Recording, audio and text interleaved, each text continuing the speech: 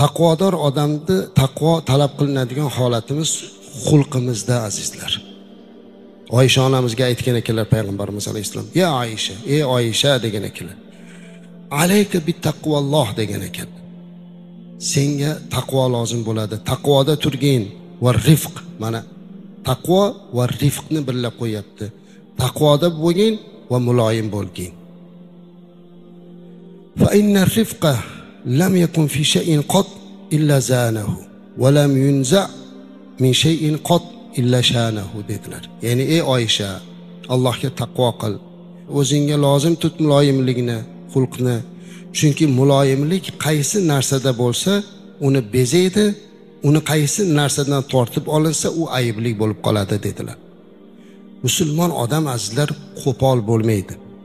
Musulmon odam xush muomalalik bo'ladi, muloyim bo'ladi. Qo'rqoq bo'lmaydi. Muloyimlik bilan, xush muomalalik bilan, chiroylik xulq bilan qo'rqoqlikni aralashtirish kerak emas. Mo'min odam qo'rqoq bo'lmaydi, shijoatlik bo'ladi kerak bo'lganda. Lekin tabiatan mo'min odam muloyim, husni xulq bo'ladi. Ayniqsa taqvolikni da'vo qilayotgan odam.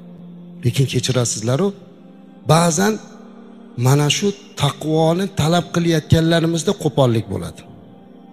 Muomalamizda qo'pol bo'lamiz. Rasululloh alayhisalom yana aytdilar, Zayd ibn Horisa ayolidan shikoyat qilib kelganlarda payg'ambarimiz alayhisalom ittaqillaha va amsika alayka zawjaka degan ekanlar. Ayolingni ushlab qol, Allohga taqvo qil.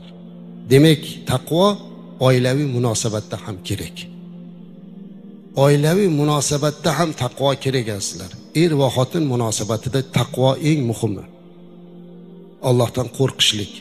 Chunki payg'ambarimiz alayhisolatu vassalam ittaqulloha fin nisa'i fa innakum akhadhtumuhunna bi amanillahi deganlar.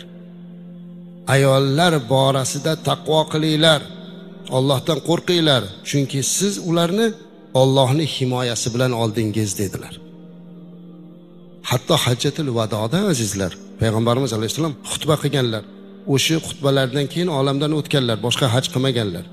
O'sha xutbalarida ham bir nechta joyda mana shu gapni aytganlar, ayollar bobida Allohdan qo'rqinglar deb. Agar oilada er xotin muomalasida taqvoda tursa, oila baxtli bo'ladi. Bu ayolni mana Allohning omonati deb qabul qilsa, taqvodor odam unga zulm qilmaydi hech qachon azizlar. Oila mustahkam bo'lishligi uchun eng birinchi mana shu taqvo oilada kerak.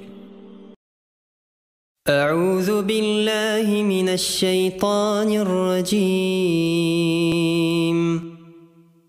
Bismillahir rahmanir rahim.